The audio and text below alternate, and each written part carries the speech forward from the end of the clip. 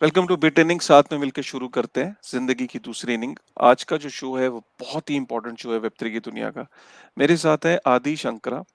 और इससे पहले कि मैं उनके बारे में बताऊं, थीम आज के एपिसोड का है सिर्फ और सिर्फ बिटकॉइन। आज हम बिटकॉइन के ऊपर बात करेंगे एक ऐसे शख्स से, क्योंकि जो मेरे साथ गेस्ट है, आपने मेरे मुंह से तो बहुत बारी बिटकॉइन के बारे में सुना है। बिटकॉइन के बारे में, बिटकॉइन की फिलॉसफी, बिटकॉइन के बारे में जो मेरी सोच है। लेकिन आदि शंकरा एक्चुअली में एक ऐसे शख्स हैं जो बिटकॉइन के अंदर, इन्होंने इनका इतना बड़ा कंट्रीब्यूशन है कि समर ऑफ बिटकॉइन करके एक मॉड्यूल है, एक प्रोग्राम है जिसके अंदर कोई भी इंजीनियर या कोई भी डेवलपर जाके एज अ फ्रेशर अपनी जर्नी शुरू कर सकता है और वो बिटकॉइन के इकोसिस्टम में कंट्रीब्यूट कर सकता है। ऐसे हजारों लोग वहां से कंट्रीब्यूट कर रहे हैं, इंटर्नशिप पा रहे हैं। और वहां से इंटर्नशिप पाने के बाद बहुत सारी कंपनीज में वो एम्प्लॉयबल हो जाती है। वहां पे जब आप इंटर्नशिप करते हो तो आपकी एम्प्लॉयबिलिटी बढ़ जाती है और आपको ऑब्वियसली जो इकोसिस्टम में जो कंपनीज है, खासकर जो बिटकॉइन से रिलेटेड, वहां पे आप इजीली प्लेस हो जाते हो। बहुत बड़ा कंट्रीब्यूशन इनका। बहुत बड़े बिटकॉइन मैक्सिमलिस्ट हैं ये। और मैक्सिमलिस्ट, आपने वर्ड कई बार सुना होगा।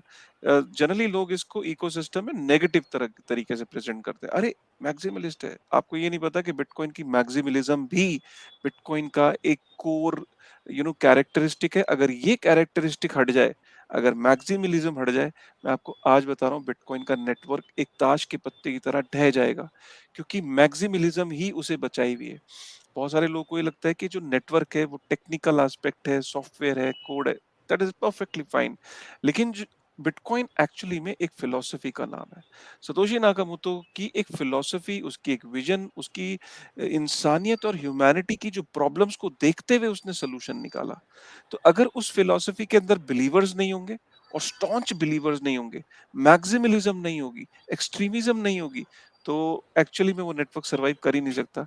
आप सोच रहे होगे कि मैं ऐसी ऐसी बात करके प्रूफ क्या करना चाहता हूँ। मैं इसको ऐसे प्रूफ करता हूँ कि अगर मैक्सिमलिज्म नहीं होगी तो लोग करप्ट हो सकते हैं। राइट, लोगों की इंटेग्रिटी हाई होना बहुत जरूरी है। बिटकॉइन के नेटवर्क के अंदर, चाहे वो डेवलपर हो, चाहे उसके अंदर कोई कोड में कंट्रीब्यूट कर रहा हो, चाहे उसके ऊपर कोई प्रोजेक्ट बना रहा हो, चाहे उसके इकोसिस्टम में कोई कंपनी, कोई ऐप, कुछ भी, अगर बिटकॉइन के इकोसिस्टम से कोई कोई भी शख्स अगर काम कर रहा है, तो अगर उसकी इंटेग्रिटी हाई है, उसकी कमिटमेंट हाई है, उसका पर्सपेक्टिव हाई है, तो ही बिटकॉइन का नेटवर्क सरवाइव कर सकता है। अदरवाइज हमने देखा है कि बहुत सारे दुनिया में जितने भी नेटवर्क हैं, जो सेंट्रलाइज्ड नेटवर्क्स हैं, उनको करप्ट करना बहुत आसान होता है। At the end of the day, humans can be get corrupted, right. So यही कारण है कि मैक्सिमलिज्म का बहुत बड़ा रोल है। और इसीलिए आज मेरे साथ बहुत इंपॉर्टेंट है आदि शंकरा। आदि शंकरा, वेलकम। और आदि शंकरा पूरी तरीके से सतोशी नाकामोटो को के जो बिटकॉइन है उसके ऊपर काम ही नहीं कर रहे, बल्कि उनकी लाइफ को जीने की भी कोशिश करते हैं। तो he requested me that he want to just have a profile picture. तो I said okay with that, because अगर हम लोग सतोशी नाकामोटो को एक्सेप्ट करते हैं, तो उनकी फिलॉसफी को अगर कोई रियल लाइफ में भी फॉलो करना चाहता है and he wants to keep his profile picture on, we are okay with that. तो आदि शंकरा, प्लीज अपने बारे में बताइए। मैंने तो थोड़ी सी कोशिश करी है, and let's start this conversation. Thank you Kashif भाई, मुझे आपके शो पे बुलाने के लिए। It's an honour. एंड आपने आई थिंक काफ़ी चीज़ें बोली आपके इंट्रोडक्शन में, and we will talk about those things. पर थैंक यू वेरी मच कि आपने मुझे बुलाया, एंड लेट्स गेट स्टार्टेड। या तो आदि, सबसे पहले बात करते हैं समर ऑफ बिटकॉइन के बारे में। मैं स्क्रीन को शेयर करता हूँ, एंड उसके बारे में if you can just tell us more about it. जो मैंने तो कोशिश करी बताने की, जैसे ये वेबसाइट है summerofbitcoin.org, तो बेसिकली है क्या ये?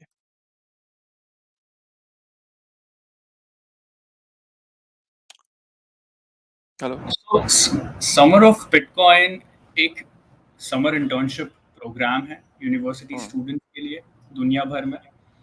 हम्म। um, होता यह है कि आज अगर आप किसी यूनिवर्सिटी स्टूडेंट को देखोगे, स्पेशली इंडिया में, बट इट्स ट्रू एवरीवेयर, हम्म। कि वो लोग in general like first year में आते हैं, um, एक प्रोग्रामिंग लैंग्वेज पकड़ते हैं, फिर सेकेंड ईयर तक वो कुछ एक प्रोग्रामिंग के जो इंटरव्यू क्वेश्चंस होते हैं वो करने लगते हैं।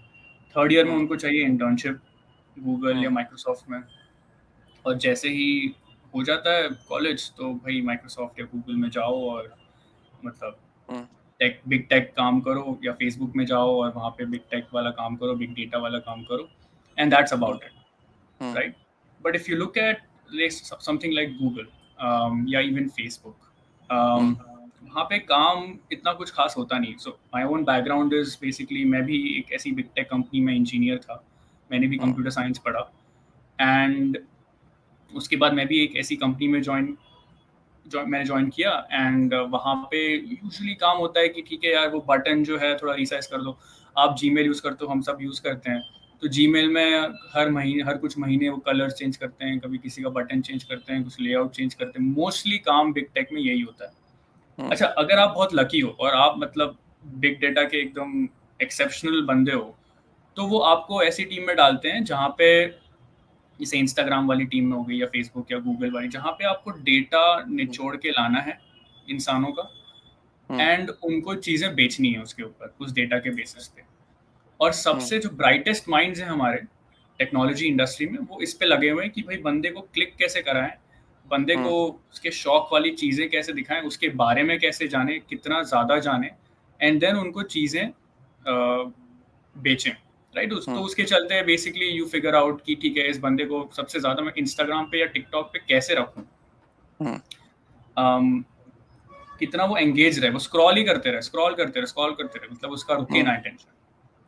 तो इन सब चीज़ों पे हमारे जो स्मार्टेस्ट माइंड्स हैं, सब आईआईटीज़ के ले लो या दुनिया के ले लो, स्टैनफोर्ड, हार्वर्ड, हुँ, एमआईटी, ये सब लगे हुए हैं कि डेटा हम कैसे हार्नेस करें हुँ, ह्यूमंस का, एंड उनको कैसे चीज़ें बेचें। And that is fine, they are part of the system, they are not doing it willingly.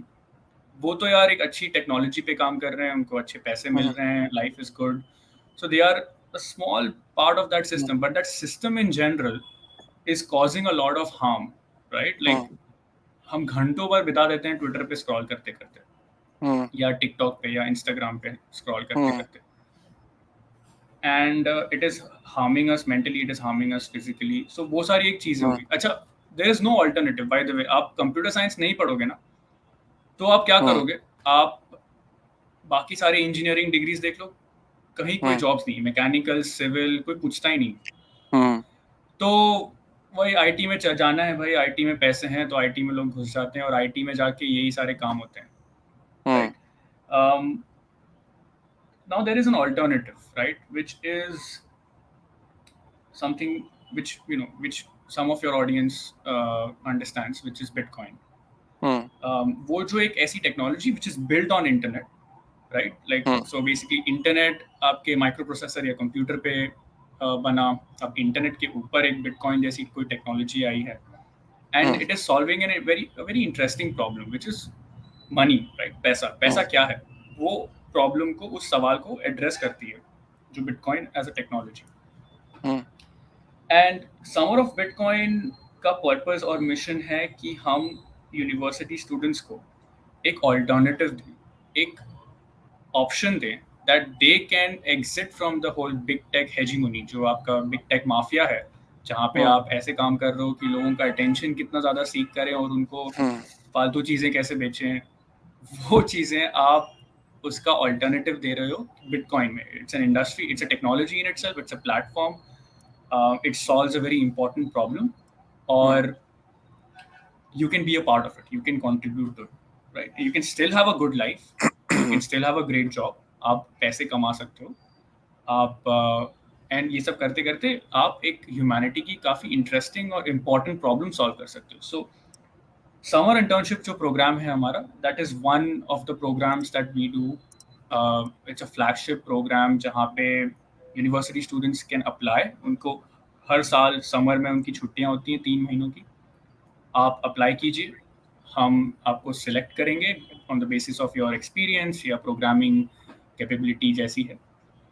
हम आपको बिटकॉइन के रिसोर्सेज देंगे, सेमिनार्स कुछ होंगे जहाँ पे आप बिटकॉइन को एट अ टेक्निकल लेवल समझ सकते हो। जैसे आप हुँ, प्रोग्रामिंग सीख रहे हो अपनी यूनिवर्सिटी क्लास में, वैसे ही आप बिटकॉइन के टेक्निकल आर्किटेक्चर जो है, जो प्रोटोकॉल है, जैसे वो काम करता है, वो सब चीज़ें आप सीख सकते हो।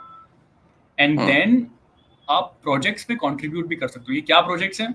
ये प्रोजेक्ट्स जो भी बिटकॉइन इकोसिस्टम में, जो बिटकॉइन प्रोटोकॉल में हैं, उनमें आप कंट्रीब्यूट कर सकते हो। It can be a wallet, या जैसे मर्चेंट सॉल्यूशन पे बीटीसी पे सर्वर करके है वो, या माइनिंग रिलेटेड चीज़ें हैं जो बिटकॉइन के अराउंड, उसमें कंट्रीब्यूट कर सकते हो, या जो बिटकॉइन कोर सॉफ्टवेयर है, जो जो एक्चुअल सॉफ्टवेयर है that powers the bitcoin protocol, आप उसको उस पर कंट्रीब्यूट कर सकते हो।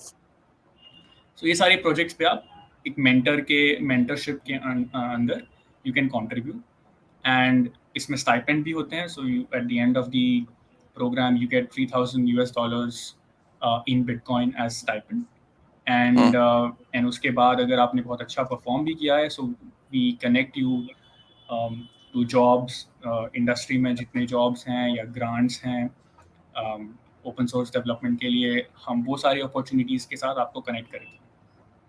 ओके। बहुत सारे लोगों का ना ये मानना है आदि आदि के ना, ओवरऑल जो वेब3 का जो इकोसिस्टम है, जो डेवलपमेंट जो बाकी ब्लॉकचेन्स पे हो रही है, जिस तरीके से डैप्स वहाँ पे बन रही हैं, जैसे कि जब से स्मार्ट कॉन्ट्रैक्ट आया इथेरियम के ऊपर, उसके बाद इथेरियम के स्मार्ट कॉन्ट्रैक्ट के को से इंस्पिरेशन लेते हुए बहुत सारी L1, फिर उसके बाद L2, बहुत सारी चेन्स आई।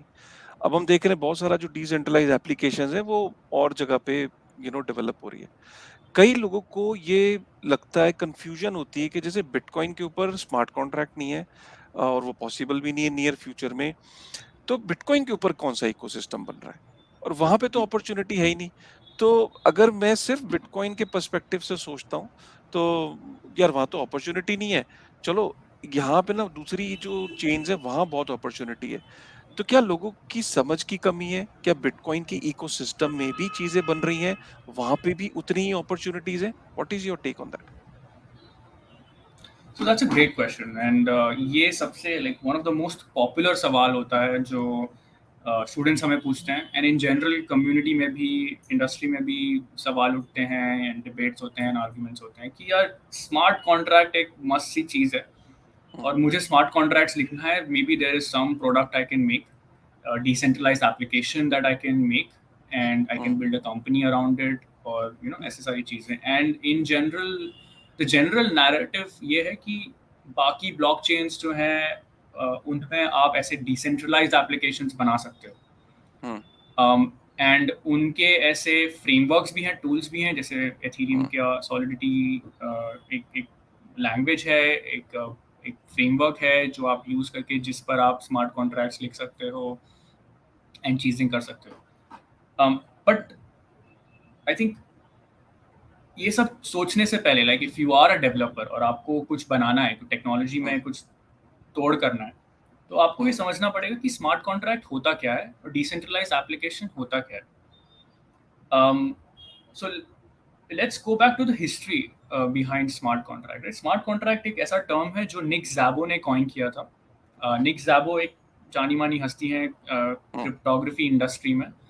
उन्होंने काफ़ी, उनका खुद का अटेम्प्ट भी था एक डिजिटल कैश बनाना जो कि डिसेंट्रलाइज्ड हो, जो कि किसी के कंट्रोल में ना हो। जी। Around 2008 he called it bit या गोल्ड, या और उनको सतोशी ने उनको उनका नाम भी है सतोशी के वाइट पेपर पे, बिटकॉइन वाइट पेपर में। तो उन्होंने कैसे डिफाइन किया था स्मार्ट कॉन्ट्रैक्ट? उन्होंने डिफाइन किया था कि it is simply as it's like a contract जो हमारी ये वेंडिंग मशीन होती है ना, he use that example. Vending machine में क्या होता है कि इट्स अ सिस्टम, कोई इंसान नहीं है, राइट? आप मॉल में जाते हो, आपको प्यास लगी, आपको पेप्सी चाहिए या कोई चिप्स चाहिए, भूख लगी है, तो आप एक कॉइन डालते हो उस मशीन के अंदर, और वो आप कुछ सिलेक्ट करते हो कि मुझे ये पेप्सी का कैन चाहिए। You click on that selection या नंबर, एंड वो मशीन देखता है कि भाई आपने 10 कॉइन्स डाले हैं, ये सही अमाउंट है, तो वो आपको पेप्सी का कैन अपने आप निकाल के दे देता है, राइट? तो इसमें कोई इंसान की ज़रूरत नहीं पड़ी, किसी चीज़ को ट्रस्ट करने की ज़रूरत नहीं पड़ी। ऑब्वियसली जो चिप है और उसमें जो प्रोग्राम लिखा है वो एक स्मार्ट कॉन्ट्रैक्ट है। वो देखता है कि भाई अंदर इतने कॉइन्स और पेपर मनी आया और सिलेक्शन ये है, तो मैं ये वाला कैन आगे फेंकूंगा नीचे और बंदा कलेक्ट करके पिएगा, right? So that's a smart contract. That was his definition of smart contract. So that definition, वो जो टर्म है स्मार्ट कॉन्ट्रैक्ट का, वो बोरो किया गया है अभी पिछले कुछ सालों में by Ethereum community and Solana community. And their pitch is, उनका पिच ये है कि आप डिसेंट्रलाइज्ड एप्लीकेशंस बना सकते हो। ऐसे डिसेंट्रलाइज्ड एप्लीकेशंस क्या होता है भाई? डिसेंट्रलाइज्ड एप्लीकेशन वो कह रहे हैं कि आप जैसे 2017 में अगर आप थे उस टाइम पर, जब जो आईसीओ मेनिया हुआ था, जब इनिशियल कॉइन ऑफरिंग जो कहते हैं वो हुआ था, उस टाइम पे एक कॉइन आया था डेंटा कॉइन, अगर आपको याद होगा। और ऐसे बहुत सारे कॉइन्स आए थे। तो वो डेंटा कॉइन का क्या स्टोरी था कि यार सारे डेंटिस्ट हैं दुनिया में, अम, वो जो डेंटिस्ट्री है उसको हम डिसेंट्रलाइज करते हैं। सारे डेंटिस्ट के पास एक कॉइन होगा, वो कॉइन आप बेसिकली खरीदोगे, अपने पास रखोगे, और जब भी आपको डेंटिस्ट के पास जाना है तो आप वो कॉइन में डेंटिस्ट को पे करोगे, एंड देन वैसी कुछ इकोनॉमी होगी, राइट। एंड आई थिंक ये सारे जो कॉइन्स हैं, सारे टोकन्स हैं, इनका ऐसा ही कुछ नैरेटिव है जहाँ पे उनकी कुछ इकोनॉमी है, कुछ यूज केस होगी, एंड उसमें आपको वो टोकन यूज करके आप वो सर्विस यूज कर सकते हो, राइट। वेरी सिमिलर टू जो आज की डेट पे हमारी एयरलाइन माइल्स होती हैं, या पॉइंट्स होते हैं, आपके पे बैक रिवॉर्ड्स होते हैं, क्रेडिट कार्ड के क्रेडिट के टोकन्स होते हैं, वो बेसिकली आप कहीं रिडीम कर सकते हो, right. The only difference is कि जैसे एयरलाइन की फ़्लाइट में वो एयरलाइन का सेंट्रल डेटाबेस है, जिसमें आप उन्हीं के एयरलाइन में आप रिडीम कर सकते हो, और उन्हीं के पास लेजर है, एक रजिस्ट्री है जहाँ पे वो ट्रैक करते हैं किसके पास कितना टोकन है। यहाँ पे कि भाई वो जो कॉपी है लेजर का, वो आई गेस सबके पास है, मतलब पब्लिक है, कोई भी अपने कंप्यूटर पे स्टोर कर सकता है और सिंक कर सकता है, राइट। तो ऐसा कुछ है। अब सवाल आता है कि यार ठीक है, तो हर चीज के लिए हम टोकन यूज करेंगे। एक रियलिटी वो है, एक नैरेटिव वो है कि, या एक फ्यूचर का विजन वो है कि हर यूज केस के लिए एक सेपरेट टोकन होगा, और जब भी आपको वो सर्विस लेनी है या वो यूज केस आप एक्सपीरियंस करना चाहते हो, तो आप वो टोकन में पे करोगे, right. So there are basically we are talking about infinite monies, right. बहुत सारे पैसे, टाइप्स ऑफ पैसे होंगे, अलग अलग करेंसीज होंगे, अलग अलग टोकन्स होंगे, और उन अलग अलग टोकन से आप अलग अलग चीज़ें कर सकते हो। अब इसमें प्रॉब्लम क्या है? प्रॉब्लम ये है कि यार मैं कैसे भरोसा करूं डेंटा कॉइन जिसने बनाया है कि वो और डेंटा कॉइन ना बनाए, राइट। मैं कैसे भरोसा करूं कि उसने अपने लिए बहुत सारे डेंटा कॉइन बना दिए हैं पीछे, और जब डेंटा कॉइन का प्राइस बढ़ जाएगा तो मैं कैसे भरोसा करूं कि वो फाउंडर जो है डेंटा कॉइन पूरा बेच ना दे, और कुछ स्टेबल जैसा सोना ले ले या बिटकॉइन ले ले, या मान लो यूएसडी में कन्वर्ट कर ले। There are all these issues around centralisation, and then so that's a big question, right. आप पैसे को जब समझते हो, I think this was the first question जो हम चाहते हैं कि हम समर ऑफ बिटकॉइन के थ्रू एंड इन जनरल जनता को पता चले कि पैसा क्या है, what is money. At the end of the day money is just like कौन किसको कितना ओ करता है, राइट। कौन किसको कितना देना है किसी को, that's it's just keeping track of who owes what to whom. मैंने मैं आपको 10 रुपये ओन करता हूँ, ओ करता हूँ, मतलब मुझे आपको देना है 10 रुपये, और आपको किसी और को 15 रुपये देने हैं, और उसको किसी और को 20 रुपये देने हैं। ये जो सिस्टम है ट्रैकिंग का, ये होता है पैसा, राइट। तो हिस्टोरिकली क्या हुआ है, पैसे के लिए दो टाइप्स ऑफ टेक्नोलॉजीज यूज़ की गई हैं, और आप अपनी टॉक्स में, अपनी सेमिनार्स में आपने मेंशन भी किया है हिस्ट्री ऑफ मनी में। एक होता है कि फिजिकल टोकन्स, जैसे कॉइन्स हो गए, गोल्ड कॉइन हो गया, सिल्वर कॉइन हो गया, या राई स्टोन्स हो गया, आपने कल ही ट्वीट किया है उसके बारे में। तो वो फिजिकल चीज़ें हैं। अब फिजिकल चीज़ें जब जब मैं एक गोल्ड कॉइन काशिफ भाई को देता हूँ, तो वो मेरे हाथ से निकल गया और काशिफ भाई के हाथ में आ गया, राइट। ये जो लॉज ऑफ फिजिक्स है, अब मेरे पास वो बचा नहीं फिजिकल कॉइन, मैंने एक्चुअली आप वो जो एटम्स हैं जो कॉइन को बनाते हैं वो मैंने आपको दिया, और अब वो मेरे पास नहीं रहा। उससे हम ट्रैक कर सकते हैं कि ठीक है, मतलब वो एक रिप्रेजेंटेशन है, एक सिंबॉलिक रिप्रेजेंटेशन है कि ठीक है, आपके पास अभी वो चीज़ आ गई है जो मैं आपको ओ करता था, अब मेरे पास वो चीज़ नहीं रही। दूसरा है टेक्नोलॉजी लेजर का, जो बेसिकली रजिस्ट्री है कि हम दोनों ने एक अकाउंटेंट रखा है, थर्ड पार्टी। वो बंदे के पास एक कागज़ है, उस कागज़ में वो नोट कर रहा है, हर रोज़ नोट कर रहा है कि ठीक है, आदि के 10 रुपये काशिफ भाई के पास हैं और काशिफ भाई के 15 रुपये किसी और के पास हैं। एक ट्रस्टेड बंदा है जो पेपर पे वो नोट कर रहा है चीज़ें। तो एक फिजिकल टोकन हुआ और एक लेजर हुआ। ये दोनों चीज़ें have been used historically as money. अच्छा, बाय द वे, अब जो फिजिकल टोकन है वो हज़ारों साल तक काफ़ी बढ़िया चल रहा था, राइट?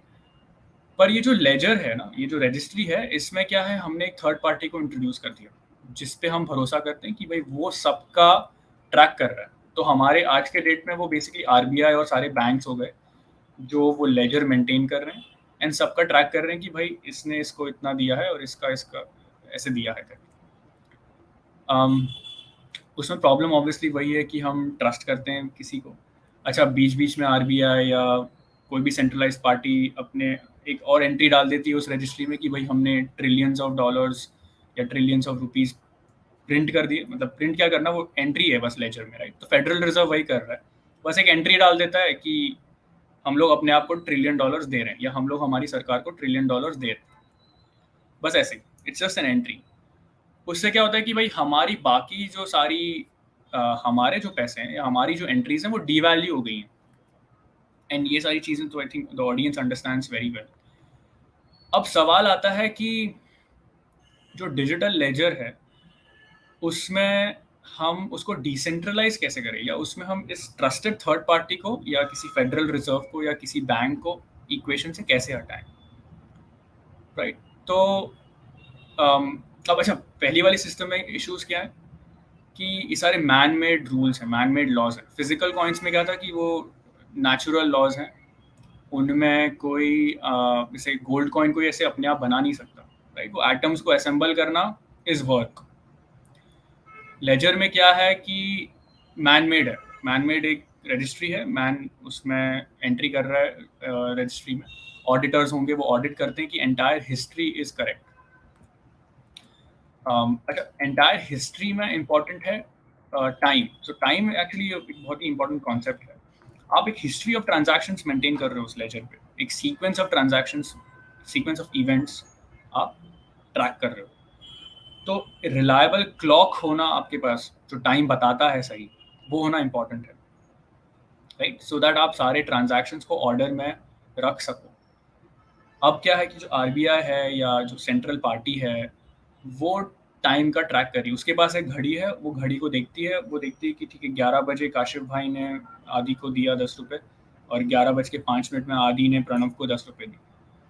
उनके पास एक क्लॉक है और वो clock basically is helping them maintain the transactions in order.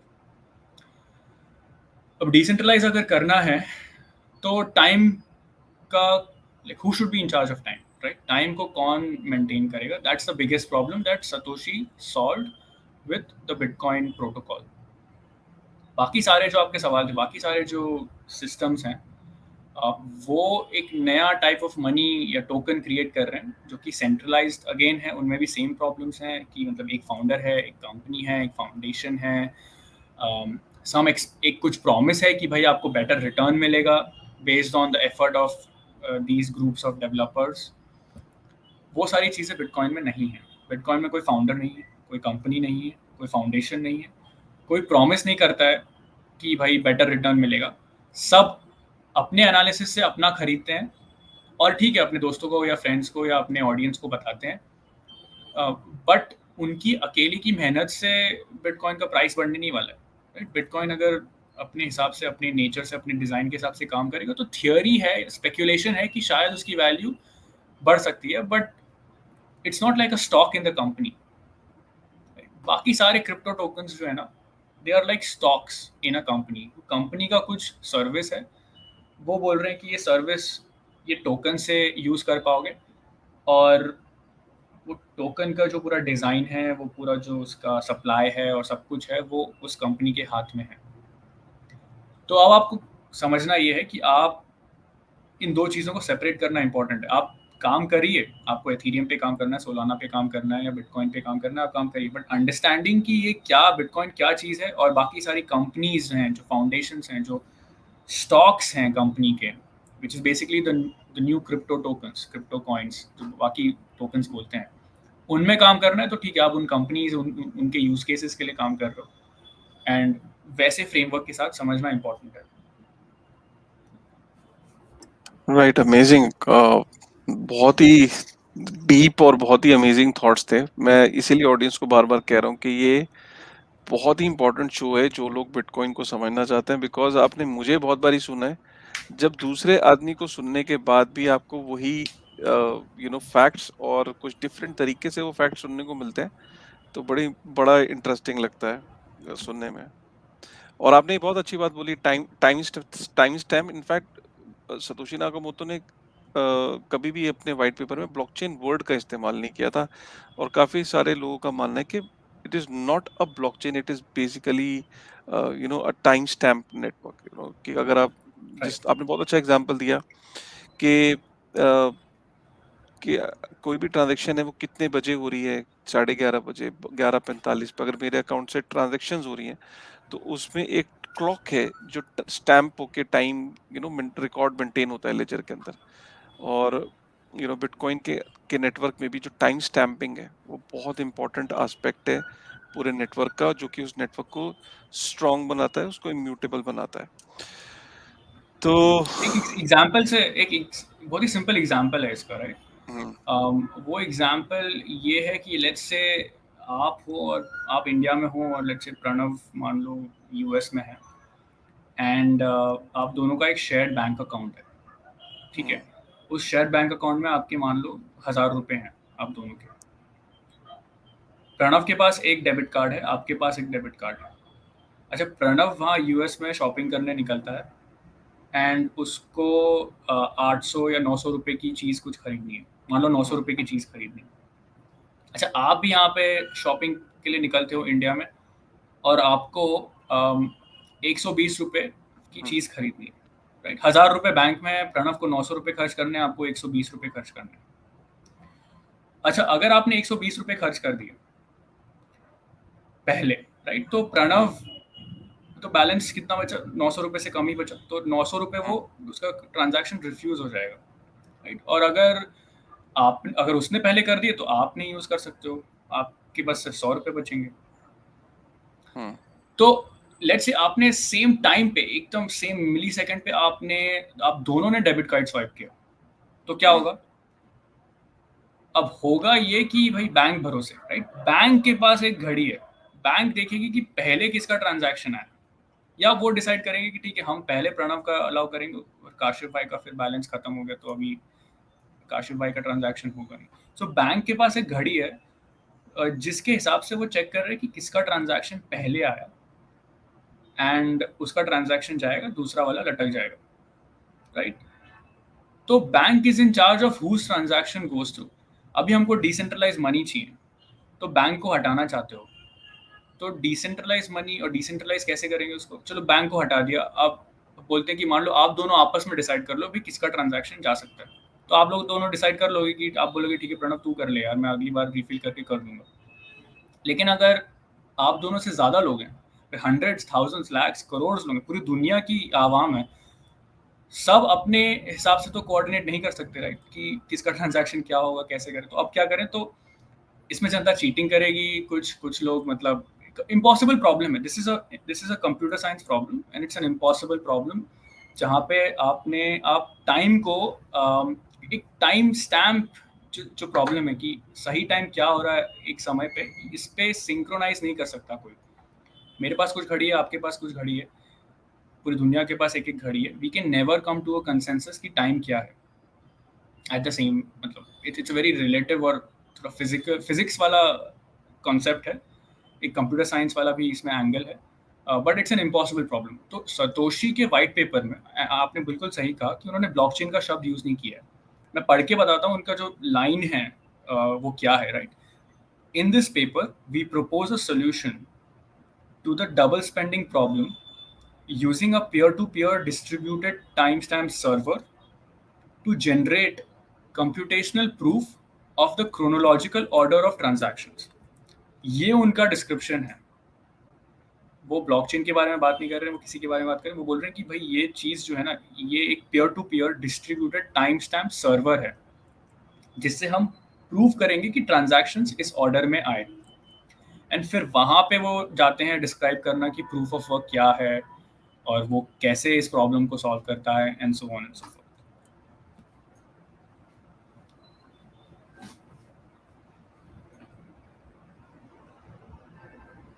Amazing.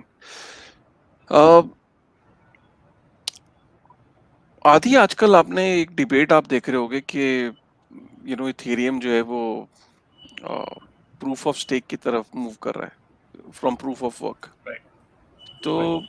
बहुत बड़ा डिबेट है इस टाइम इंडस्ट्री में, खासकर ये डिबेट उस टाइम पे बहुत इम्पोर्टेंट हो गया कि जब हमने ये देखा कि एक स्मार्ट कॉन्ट्रैक्ट जो कि एक मिक्सर का काम कर रहा था, टोर्नेडो कैश, और जब उसको जो यूएस का रेगुलेटर है उसने उसको ब्लैकलिस्ट कर दिया उस स्मार्ट कॉन्ट्रैक्ट को, और जो जो लोग उससे इंटरेक्ट करेंगे उनको वो it is as good as कि वो इलीगल काम कर रहे हैं। तो आई थिंक ये पहला स्टेप है और ये पहला इंसिडेंस है कि जहाँ पे regulator has come very harsh on a smart contract. ठीक है। और अब उस स्मार्ट कॉन्ट्रैक्ट पे हार्श होने की वजह से कल को जो भी उससे इंटरेक्ट करेगा, और या कल को उससे ट्रांजैक्शन अगर इथेरियम पे भेजता है कोई, और इथेरियम पे जो वैलिडेटर्स हैं प्रूफ ऑफ स्टेक में, अ, अगर वो वैलिडेटर्स उस ब्लॉक को वैलिडेट ही नहीं करते जिसके अंदर सैंक्शन ट्रांजैक्शन है, तो राइट। बात ये हो रही है कि क्या गड़बड़ है। इथेरियम प्रूफ ऑफ स्टेक पे जाने के बाद सेंट्रलाइज हो जाएगा। और मैं उस पॉइंट पे तो खैर बाद में आऊंगा कि बट पहले लोगों को ये समझना जरूरी है कि प्रूफ ऑफ वर्क और प्रूफ ऑफ स्टेक में क्या डिफरेंस है, फिलोसफिकल क्या डिफरेंस है, टेक्नोलॉजिकल क्या डिफरेंस है, and what is your take on proof of work and proof of stake. बिल्कुल। So let's start with the basics. Proof of work क्या है? हमारी बात खत्म हुई कि भाई हमें एक तरीका चाहिए कि हम जो टाइम स्टैम्पिंग का प्रॉब्लम है, टाइम को कैसे रखना है, उसको सॉल्व करना है समहाउ, राइट? क्योंकि हमने देखा कि फिजिकल टोकन्स तो बढ़िया काम करते हैं as money to keep a track of physical tokens, माने जैसे गोल्ड कॉइन होगा या कैश कोई ले लो, मेरे हाथ से दूसरे हाथ में गया तो भाई क्लियर है, वो मेरे हाथ में नहीं रहा, दूसरे के हाथ में पहुंच गया। डिजिटल टोकन्स के साथ प्रॉब्लम ये है कि भाई वो इंफॉर्मेशन है, राइट? एक इमेज हो गई या फाइल हो गई, उनमें क्या है कि कोई भी क्रिएट कर सकता है उन डिजिटल टोकन्स को, उनका रेप्लिका बना सकता है, उनमें कोई प्रूफ ऑफ वर्क नहीं है, राइट? अभी मैं प्रूफ ऑफ वर्क को बहुत लूजली यूज कर रहा हूँ, बट अगर मैं आपसे कहूँ कि गोल्ड कॉइन बनाओ भाई, तो आपको एटम्स वैसे असेंबल करने पड़ेंगे कि भाई गोल्ड कॉइन बनाने के लिए, राइट? या तो नहीं, कोई आप मतलब वैसे नहीं बनता proof gold coin. Digital token क्या है कि अपने आप बन जाता है, बना लो आप, मतलब मैं बना लूँ अभी बस एक लाइन लिख के कहीं डेटाबेस में, उसको मैं एंडलेसली कॉपी कर सकता हूँ, एक फाइल है अगर तो मैं उसको आपको दे सकता हूँ, वो फाइल मेरे पास भी रहेगी। कोई तरीका नहीं है कि अगर मैंने आपको एक डिजिटल टोकन दिया तो अपने एंड से डिलीट करने का मैं कर सकता हूँ, पर आपको ट्रस्ट करना पड़ेगा कि भाई आदि ने डिलीट किया है, right? So digital token is also an impossible way to make money, right? वो डिसेंट्रलाइज होना चाहिए, वो सब तो बात की बात है, लेकिन अपने आप में डिजिटल टोकन मनी नहीं बन सकता। अब आप बोलोगे यार बिटकॉइन तो डिजिटल टोकन है, बिटकॉइन डिजिटल टोकन नहीं है, दैट्स अ मिसअंडरस्टैंडिंग, एक मिसनॉमर टाइप चीज़ है। बिटकॉइन एक डिजिटल लेजर है, वो हम आएंगे उस पर, राइट? और इस पे आएंगे कि proof of work, how proof of work fits here. तो अब हमने बात की कि फिजिकल टोकन्स ठीक है, सही है, डिजिटल टोकन इंफॉर्मेशन है, इंफॉर्मेशन को रिप्रोड्यूस करने के लिए, रेप्लिका बनाने के लिए कुछ पैसा नहीं लगता, कुछ काम नहीं लगता, कोई भी कर सकता है। अब आते हैं कि तो डिजिटल दुनिया में एक लेजर ही काम करेगा भैया, राइट? और लेजर में हमने देखा कि आज प्रॉब्लम यह है कि एक सेंट्रलाइज थर्ड पार्टी का होना ज़रूरी है, जो जिसके पास एक घड़ी है, वो घड़ी के हिसाब से वो सीक्वेंस तय करता है ट्रांजैक्शंस का, कि इसका पहले आया, इसका बाद में आया, ये पहले डिटेक्ट हुआ, वो बाद में डिटेक्ट हुआ, and so on and so fourth. तो टाइम को कैसे डिसेंट्रलाइज करे, that is what bitcoin solved using proof of work. Proof of work actually time stamp solution है, टाइम स्टैम्पिंग सॉल्यूशन, और कुछ नहीं। और वो टाइम स्टैम्पिंग सॉल्यूशन से आप ऑर्डर ऑफ ट्रांजैक्शंस मेंटेन करते हो बिटकॉइन लेजर पे, right? So Bitcoin is not a token, Bitcoin is a ledger जिसमें हम प्रूफ ऑफ वर्क यूज कर रहे हैं to decentralise time stamping, to decentralise एक घड़ी, डिसेंट्रलाइज क्लॉक बेसिकली।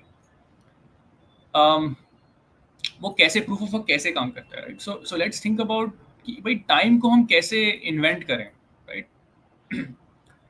किडनैपर्स के पास एक बहुत अच्छा सोल्यूशन है बाय द वे टाइम को इन्वेंट करने का।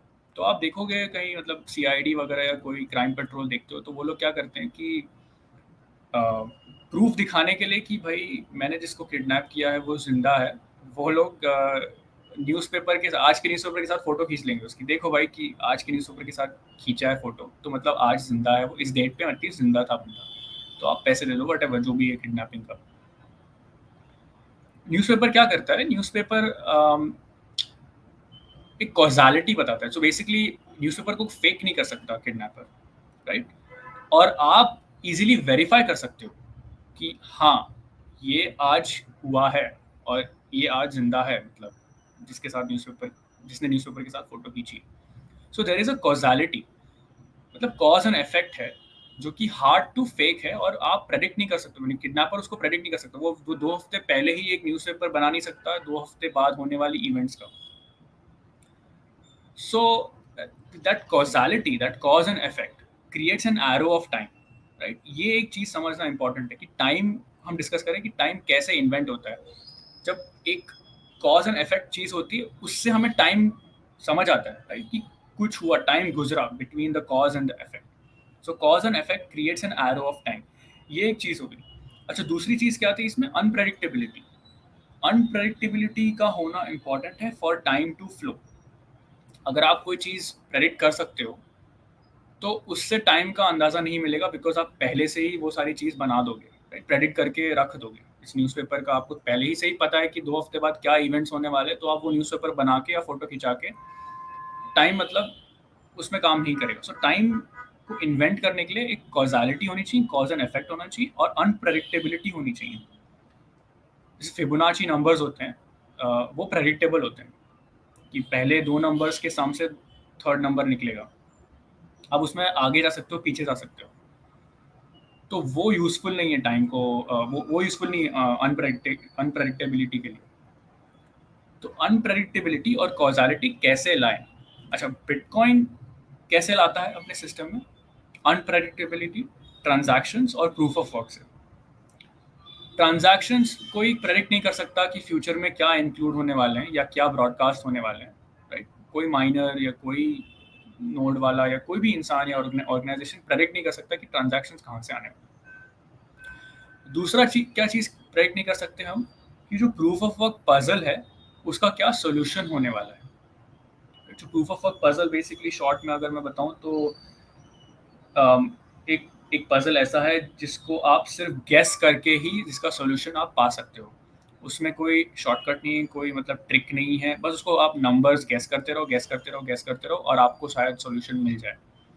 और हर बार जब आप गेस करते हो तो आपकी प्रोबेबिलिटी उतनी ही है जितना जितनी पहले थी। सो आप मान लो जैसे कॉइन फ्लिप होता है, आपने 50 बार कॉइन फ्लिप कर रहे हो, आप करने जा रहे हो, 40 बार आपके हेड्स आ गए, लेकिन जब 41st टाइम आप करोगे तो उतनी ही 50% चांस है हेड्स आने का, टेल्स आने का। जो पहले 40 बार हेड्स आए उनका कोई मतलब नहीं है 41st कॉइन फ्लिप का प्रेडिक्ट करने की चीज की इवेंट में। तो वो एक ऐसा खेल है, जो प्रूफ ऑफ वर्क पजल है वो ऐसा है कि आप गैस करते रहो नंबर, और जो प्रोबेबिलिटी है आंसर या सोल्यूशन फाइंड करने की, it's same as before. So proof of work newspaper से बेटर है because newspaper it's a record of event. जो प्रूफ ऑफ वर्क पजल है, जो आप सोल्यूशन फाइंड कर रहे हो, वो इवेंट खुद इवेंट है वो, राइट? आप बहुत सारे गेसेस करो और हर एक गेस में थोड़ा बहुत टाइम लगता है। गेस कैसे करते हो, बेसिकली कंप्यूटर प्रोग्राम रन करते हो। कंप्यूटर प्रोग्राम एनर्जी और टाइम लेता है, राइट? उसको और आप कोई और तरीका नहीं है उस सॉल्यूशन को पाने का, आपको एनर्जी और टाइम स्पेंड करना होता है। तो proof of work is helping you invent time. आप एक ऐसी चीज गेस कर रहे हो जो अनप्रेडिक्टेबल है, और वो जिसमें कॉजालिटी है, मतलब कॉज एंड इफेक्ट है। कॉज बेसिकली आपका जो ट्रांजैक्शन सेट होता है, इफेक्ट बेसिकली उसको जब हैश करते हैं उससे जो सॉल्यूशन आता है। तो आपको दोनों चीज़ मिलती है by solving the proof of work puzzle, which is causality की कॉज एंड इफेक्ट दिख गया, और अनप्रेडिक्टेबिलिटी की आप प्रेडिक्ट नहीं कर सकते हो कि सॉल्यूशन क्या होने वाला है, कोई प्रेडिक्ट नहीं कर सकता। इससे आपने टाइम इन्वेंट किया। सो प्रूफ ऑफ वर्क, ऐसा कई लोग कहते हैं कि it's also known as proof of time. और कोई तरीका ही नहीं है सॉल्यूशन पाने का, आपको टाइम आपने इन्वेस्ट किया है। And the funny thing is कि time is the only resource that we cannot make more of, right? कोई टाइम क्रिएट नहीं कर सकता। यहाँ पर की डिफरेंस आता है प्रूफ ऑफ स्टेक से। प्रूफ ऑफ स्टेक में क्या हो रहा है कि हम सब, जैसे मान लो हम तीन लोग, जैसे आप, मैं और प्रणव हैं, हम तीन लोग मिलते हैं और हम डिसाइड करते हैं कि ठीक है, हम एक एक लेजर हैं, कॉपी, एक एक लेजर रखेंगे अपने अपने पास। एंड हम एक उस लेजर में एंट्री करते हैं कि मैंने भाई आपको 10 एथीरियम दिया, प्रणव को 10 एथीरियम दिया, मैंने 10 एथीरियम लिया। एंड हमारे पास हक है कि कोई भी ट्रांजैक्ट कर रहा है तो हम वैलिडेट करेंगे, हम साइन करेंगे कि भाई ठीक है, इस बंदे ने इस बंदे का ट्रांजैक्शन इंक्लूडेड है हमारे लेजर में।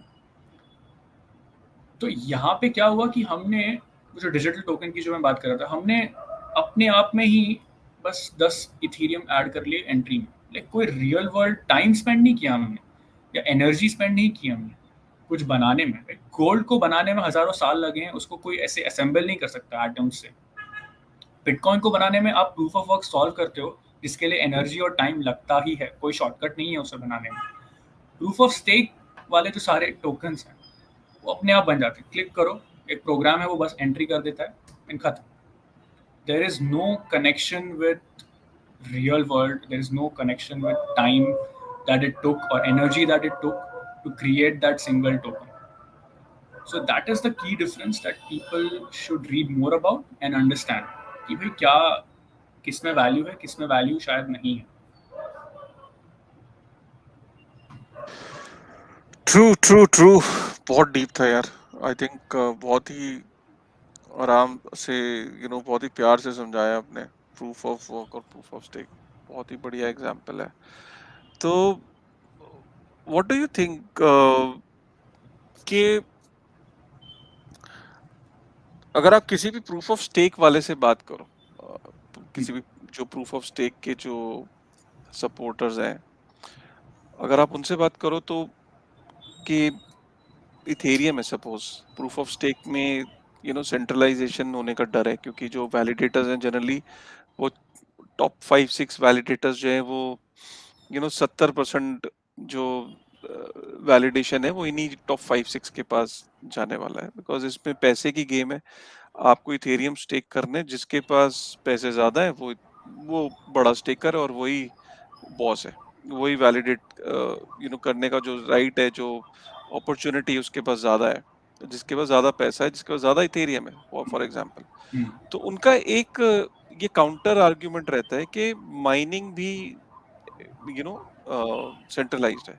अगर जो आप माइनिंग पूल्स को देखो तो वो टॉप 3 टॉप 5 माइनिंग कंपनीज है, उनके पास उन्हीं के पास ज्यादा अपॉर्चुनिटी है, जिसके पास ज्यादा हैश रेट है उसके पास ज्यादा अपॉर्चुनिटी है बिटकॉइन को माइन करने की। तो वो कहते हैं कि माइनिंग भी बिटकॉइन को बहुत सेंट्रलाइज बनाती है।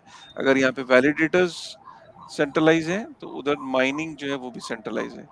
What is your opinion on that and how you like to take this argument? तो एक मैं लिंक शेयर कर रहा हूँ, आपको स्क्रीन शेयर कर दीजिए। प्राइवेट चैट पे। वो इस सवाल का जवाब है कि प्रूफ ऑफ स्टेक में वो टाइम कैसे डिसाइड करते हैं, राइट? बिकॉज ये तो प्रॉब्लम आप सभी समझ रहे हैं कि यार सबके पास एक एक घड़ी है, तो सिंक्रोनाइज कैसे करें, how do we arrive at a common time. वो लोग क्या करते हैं, उनकी डॉक्यूमेंटेशन में लिखा हुआ है कि भाई अपने अपने लैपटॉप का जो है टाइम चेक करो, एंड वो चेक करो कि लोकल टाइम, टाइम जोन और universal time can you all see correct that? है। हाँ, can you see? Please can you see? ये, हाँ, इसको क्लिक कर दीजिए कोई भी एक फोटो पे, ये फर्स्ट वाली फोटो पे, हाँ। हाँ, इस पे। ये उनके डॉक्यूमेंटेशन से। वो क्या कहते हैं कि लैपटॉप पे जो टाइम है वो टाइम हम पकड़ते हैं, और बस मेक श्योर करना कि जो ये सारी जो पैरामीटर्स हैं ये सब सही है।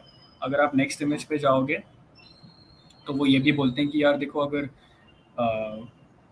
एक कोई पर्टिकुलर सर्विस है, अगर वो सर्विस आपके लैपटॉप में नहीं है, बाय द वे ये वैलिडेटर कैसे रन करते हैं का डॉक्यूमेंटेशन, तो वो मैं बोलना भूल गया, but this is how you start your validator node, right? You basically make sure कि जो आपके लैपटॉप का जो टाइम है, और वो टाइम कहाँ से आता है, एक सर्विस है, वो सर्विस चेक कर सकते हैं। क्रोनी करके नाम है उसका, ये एनटीपी पैकेज बोलते हैं। कुछ लोग हैं जो बनाते हैं और बेसिकली ओपन सोर्स प्रोजेक्ट है, डिस्ट्रीब्यूट करते हैं। उसी से सारे लैपटॉप्स का दुनिया में टाइम चलता है। ओह और वो हम अब यूज कर रहे हैं एक डिसेंट्रलाइज्ड वर्ल्ड कंप्यूटर के लिए, राइट? इसमें इश्यूज क्या है? आप क्रोनी या एनटीपी पैकेज को आप गूगल कर दीजिए विकिपीडिया में, तो आप किसी को भी बाद में आप देख सकते हो कि भाई कितने वल्नरेबिलिटीज हैं अराउंड, और उसको रियल वर्ल्ड चीज़ों में यूज़ नहीं कर सकते, राइट? बेसिकली जैसे एप्पल जो है वो अपना खुद का टाइम सर्वर रखता है और वो टाइम बताता है आपके आईफोन को, राइट? अच्छा तो ओके ये सारे सेंट्रलाइजिंग इश्यूज हैं around, but this is how Ethereum solves it today, और plans to solve it in the proof of stake system, regarding the how to arrive at a common time. ठीक है, तो ये पूरा thread ही काफ़ी interesting है। And यहाँ पे जो थर्ड ट्वीट है वहाँ पे बेसिकली अच्छा बात है, फोर्थ ट्वीट में सोलाना का भी एग्जांपल दिया गया है कि सोलाना में बीच में ऐसा भी हुआ था कि आधा घंटा पीछे चल रहा था, वो कुछ नोड्स बेसिकली समहाउ आधे घंटे पीछे चल रहे हैं। हाँ वो ये सारे यहाँ पे issues हैं।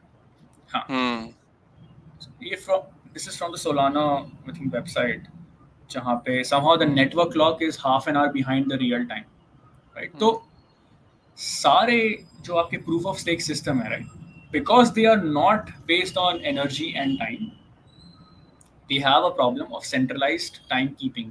There has to be a central server to coordinate all, to basically tell all the nodes कि भाई ये टाइम है, ये सिंक कर लो। ये एक हम्म फंडामेंटल इंजीनियरिंग छोटा सा पॉइंट है, बट आई थिंक यहाँ से कहानी शुरू होती है आगे, और आप जितना डीप जाओगे आपको समझ में आएगा कि हर पहलू में क्या क्या सेंट्रलाइज हो रहा है आगे, राइट? हम्म तो जो प्रूफ ऑफ स्टेक वाले हैं, मतलब उनको मैं जब उनसे बातें होती है या वो कुछ ऐसे डिस्कशन करते हैं, तो वो बोलते हैं हाँ यार, अब ये टाइम हम ऐसे सॉल्व कर रहे हैं कि मतलब वो क्रोनी पैकेज यूज कर लो, वो टाइम बता देगा। बट वो डाउनस्ट्रीम ये नहीं सोच रहे हैं कि भाई उसको अगर किसी ने हैक किया तो सिस्टम का क्या होगा। यहाँ पे ट्रिलियंस ऑफ डॉलर्स फ्यूचर में 20 साल बाद ट्रांजैक्ट होंगे, बड़े बड़े डिसेंट्रलाइज लेट्स से एप्लीकेशंस बनाए जिसने भी, वो चल रहे होंगे, सडनली टाइम हिल गया सिस्टम का। हम्म कोई नेशन स्टेट्स हैं वो आपस में किसी को अटैक कर रहे हैं, कुछ हो रहा है, क्या क्या नहीं हो सकता है। टोर्नाडो कैश का तो बहुत ही छोटा सा एंट्री लेवल एग्जांपल है, सैंक्शन हुआ है, लेकिन किसी को अटैक करना है तो ये बहुत ही आसान तरीका है कि आप हिला दो सिस्टम। बिटकॉइन में क्या है कि it depends on no humans, it depends on proof of work. Proof of work simply guess करता है नंबर, और उस गेस करने के लिए आपको बस एनर्जी और टाइम चाहिए, और कोई तरीका नहीं है उसको गेस करने का या उसको सॉल्व करने का। So that is the key distinction between why proof of work is complete breakthrough. Like it is basically as important of an invention as a wheel या फायर हम्म पहले किसी ने डिस्कवर किया था, and how it changed humans. Wheel जब किसी ने discover किया या इन्वेंट किया, बनाया, उससे हमारा ट्रांसपोर्टेशन कुछ अलग ही चल पड़ा। उसके बाद ऐसी काफ़ी टेक्नोलॉजीज आई, स्टीम इंजन हुआ, या एरोप्लेन ही मान लीजिए, राइट ब्रदर्स ने किया, माइक्रो प्रोसेसर मान लीजिए, या इंटरनेट मान लीजिए, वैसा कुछ है proof of work. And hmm blockchain is not in the picture. Blockchain क्या है कि वो बस एक डेटा स्ट्रक्चर है यार, जो एक कंप्यूटर साइंस में लिंक लिस्ट करके होता है। वो फर्स्ट सेमेस्टर में हर कंप्यूटर साइंस बनते को सिखाते हैं लिंक लिस्ट, कि भाई एक चीज़ पहले वाली चीज़ से लिंक्ड है। वो मतलब पिछले 40-50 साल से चला आ रहा है, it's not a new thing, the blockchain itself. The real invention is proof of work. Very true proof of work and how proof of work is being used to solve the problem of double spending in a decentralized network. Exactly. Amazing यार, मतलब बड़े important point touch, मतलब जो भी ये programme आज देख रहा है मेरी ऑडियंस, और जिसने भी अभी तक 50 मिनट हो चुके हैं और 50 मिनट तक अगर ये वीडियो देख लिया है, तो वो आज एक ऐसी नॉलेज लेके जाएगा कि आज से पहले उसको इतनी डेप्थ में नॉलेज किसी भी चैनल से, या किसी भी पॉडकास्ट से या कहीं से भी उसको इतनी नॉलेज नहीं मिल सकती। बिकॉज़ आदि का मेरे को एक अच्छी चीज़ ये लगी कि ना बताने का जो तरीका बहुत सिंपल है। जैसे आपको अगर मेरा तरीका पसंद आता है ना, तो ऐसे ही आदि का आपने सुना होगा। देखिए, नॉलेज का होना एक चीज़ है। बहुत सारे बिटकॉइन के बिलीवर्स हैं जिनके पास इमेंस नॉलेज है, लेकिन नॉलेज का होना एक चीज़ है, नॉलेज को बताना एक चीज़ है, नॉलेज को समझाना एक चीज़ है, और वो भी ईज़ी तरीके से। तो आदि, थैंक यू वेरी मच। आदि, मेरा आपने लास्ट क्वेश्चन। आपने हाँ, सवाल आपने वो सवाल पूछा था टोर्नाडो कैश का, वो मैं या माइनर हाँ, सेंट्रलाइजेशन का, वो थोड़ा उस पर चर्चा कर लेते हैं। हाँ, सो जितना मुझे पता है प्रूफ ऑफ स्टेक के बारे में, आज इशू ये हो रहा है या कल को जाके ऐसा होगा कि हुँ, लेट्स से यूएस गवर्नमेंट ने कहा कि ये स्मार्ट कॉन्ट्रैक्ट या इस ट्रांजैक्शन या इस एड्रेस को हम सैंक्शन कर रहे हैं कि भाई ये नॉर्थ कोरिया से आया है। और हुँ, प्रॉब्लम यहाँ पे आ रही है कि अब सारे एथीरियम जो है लेट्स से एक्सचेंजेस के कस्टडी में है अगर, um, और वो वैलिडेटर नोड्स रन कर रहे हैं, बिकॉज वैलिडेटर नोड होने के लिए, वैलिडेटर नोड आई थिंक वो उसे कहते हैं कि हुँ, जो साइन करता है कि भाई ये ब्लॉक या ये सेट ऑफ ट्रांजैक्शंस ऐड हुए हमारे लेजर में, हमारे रजिस्ट्री में। तो वो जो साइन करते हैं लोग, उन वो जो ऑर्गेनाइजेशंस हैं या कोई भी इंडिविजुअल हो सकता है, अगर उसके पास उतना एथीरियम है और उतना इंफ्रास्ट्रक्चर है, वो अपना एथीरियम स्टेक कर सकता है और उस एथीरियम स्टेक करने से उसको वैलिडेटर का दर्जा दिया जाएगा, और वैलिडेटर बन के वो साइन और अप्रूव कर सकता है हर ब्लॉक, अटेस्ट कर सकता है basically. So that is basically how it's going to work in a proof of stake system. अब अगर कॉइनबेस है, क्रैकन है, बाइनेंस है, ये सारे ऑर्गेनाइजेशंस हैं, इनके पास सबसे ज़्यादा एथीरियम है बिकॉज उनके सारे यूजर्स ने उनके पास रखा है, उनके एक्सचेंजेस में, उनकी कस्टडी में, तो वो वैलिडेटर बनेंगे। अगर कॉइनबेस और ये सारे एक्सचेंजेस को यूएस गवर्नमेंट बोलती है कि ये ट्रांजैक्शन नहीं आना चाहिए या इसको मतलब हम सैंक्शन कर रहे हैं, तो वो देखेंगे कि भाई ठीक है भाई, हमें तो पंगा नहीं लेना है, हम बड़ी ऑर्गेनाइजेशन है, तो हम इसको साइन नहीं करेंगे। अच्छा, प्रॉब्लम प्रूफ ऑफ स्टेक में जहाँ पे वो लोग, उनका कैसा डिज़ाइन ऐसा है कि अगर आप साइन नहीं करते हो जो चीज़ सही है, तो वो आपको समथिंग कॉल्ड स्लैश कर देंगे। राइट, आपका जो एथीरियम का स्टेक किया है आपने, वो स्लैश हो जाएगा, कुछ आधा हो जाएगा या कुछ हो जाएगा, कुछ तो फॉर्मूला है। It's a way to punish someone from cheating या फ्रॉम नॉट पार्टिसिपेटिंग या नॉट साइनिंग। अगर आपने साइन नहीं किया, आपको साइन नहीं करना है क्योंकि सरकार ने बोला है आपकी कि भाई ये ट्रांजैक्शन सैंक्शनड है, तो आप उस ब्लॉक को साइन नहीं करोगे। अगर आपने साइन किया तो सरकार पीछे पड़ेगी, अगर आपने साइन नहीं किया तो जो इको जो एथीरियम प्रोटोकॉल है वो आपका स्लैश कर देगा। अच्छा, वो आपके फंड्स नहीं है स्लैश कर रहे जो हो रहे हैं, वो आपके यूजर्स के फंड हैं। तो दोनों आप कुछ भी करो, आप गड़बड़, मतलब आप फंस जाओगे। राइट, बिटकॉइन में क्या होता है कि लेट्स से बिटकॉइन में भी सेम चीज हुआ, लेट्स से एक एड्रेस है जो मान लो नॉर्थ कोरिया से निकला। राइट, हाँ, एग्ज़ैक्टली। ये जो अब तुम पॉइंट टच कर रहे हो, यही कल परसों भी हमने एक शो किया था, उसमें पॉइंट ऑफ बहुत बड़ा आर्गुमेंट का ये बेस बना था। तो ये इसको मैं चाहता हूँ कि तुम एकदम क्लैरिटी के साथ समझाना, क्योंकि एक एग्जांपल ये समझ लो कि माइनर्स को भी कल को रेगुलेट है, रहे तो वो देशों के अंदर ही बिल्कुल, बसे ना।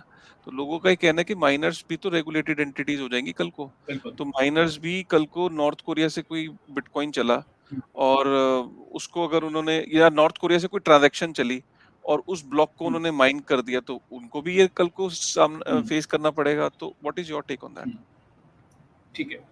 सो द मोस्ट कॉमन आंसर, इसके दो आंसर्स हैं, बट द मोस्ट कॉमन से स्टार्ट करते हैं, विच इज कि there is this thing called as decentralized mining in bitcoin. Right, उसमें क्या होता है कि मैंने एक एसिक है मेरे पास, और मैं हैश पावर जो है, मैं अपना बेसिकली एनर्जी और इलेक्ट्रिसिटी या जो भी है वो कंट्रीब्यूट कर रहा हूँ एक पूल में।